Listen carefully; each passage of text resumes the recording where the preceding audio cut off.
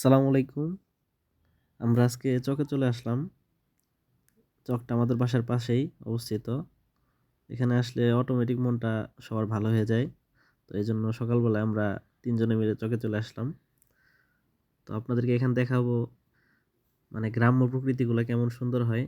আর এখানে আসলে কেন মনটা ভালো হয় সেটা আমাদের দেখার জন্য সাথে থাকুন আমাদের।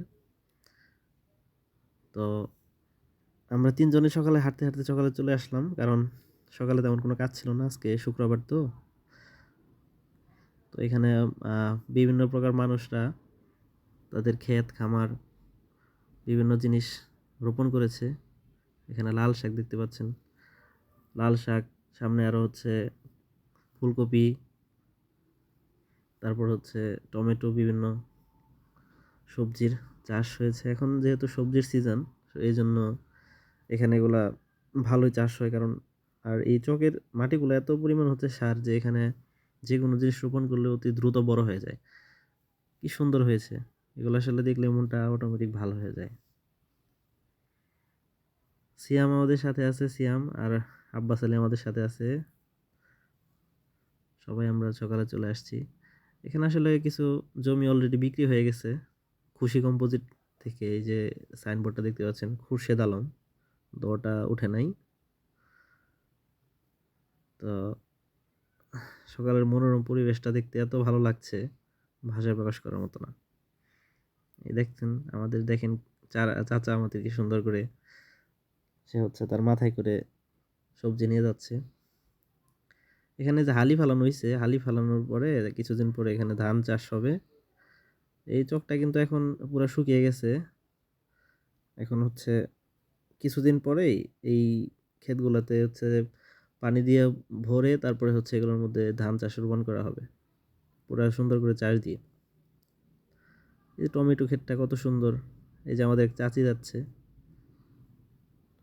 টমেটো ক্ষেতে এত সুন্দর করে রোপণ করা হয়েছে, এখানে আসলে সামনাসামনি না দেখলে বোঝা যায় না কিছু। আমরা এগিয়ে চলছি, সামনে কিছু ছাগল দেখতে পাচ্ছি।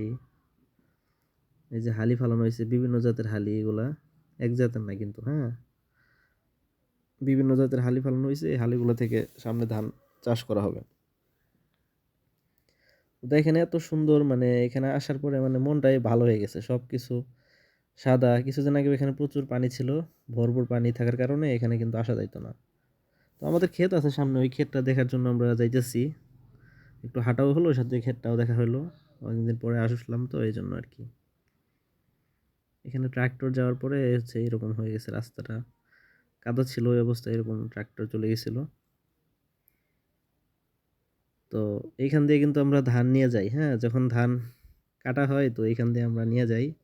এই আমরা যেখান দিয়ে হাঁটতেছি এই জায়গাটা কিন্তু একদম পুরো ধান ক্ষেত থাকে এটার মধ্যে।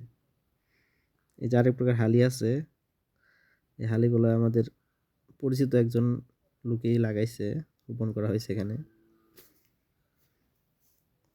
এই যে আব্বাস আলীটা দেখতে পাইতেছেন, আব্বাস আলী নতুন মুখ আমাদের সাথে আসছে হাঁটতে হাঁটতে, ওরে নিয়ে আসলাম। আসলে গ্রাম্য প্রকৃতিগুলো এত সুন্দর দেখতে, কি যে ভালো লাগে! এত প্রকৃতির সাথে না মিশলে কিছু বোঝা যায় না। এই যে ছাগলগুলা কি সুন্দর ঘাস খাচ্ছে, আমরা হাঁটতেছি, আমাদের ছায়া দেখতে, দেখেন কি ভালো লাগে দেখতে আসলে প্রকৃতিগুলা। সামনে এই যে তার আছে, এই তারগুলা হচ্ছে ভারত থেকে নাকি লাইন আসছে সবাই বলে। মাটিগুলা দেখেন কেমন চৌচির, ফেটে চৌচির হয়ে গেছে খরার মতো। আমাদের ক্ষেত সামনে, আমরা এসে পড়ছি প্রায়। সামনে কিন্তু আর একটা নদী আছে, আপনারা জানেন কিনা, গাজীপুরে লবণদহ। এই যে দেখেন পিচ্চিগুলো একদম হাঁপায়ে গেছে হাঁটতে হাঁটতে, একদম চুপ করে বসে আছে। এই যে লবণদহ নদী, যে নদীগুলা নাম আপনারা প্রায় শুনে থাকবেন যারা গাজীপুরের আছেন।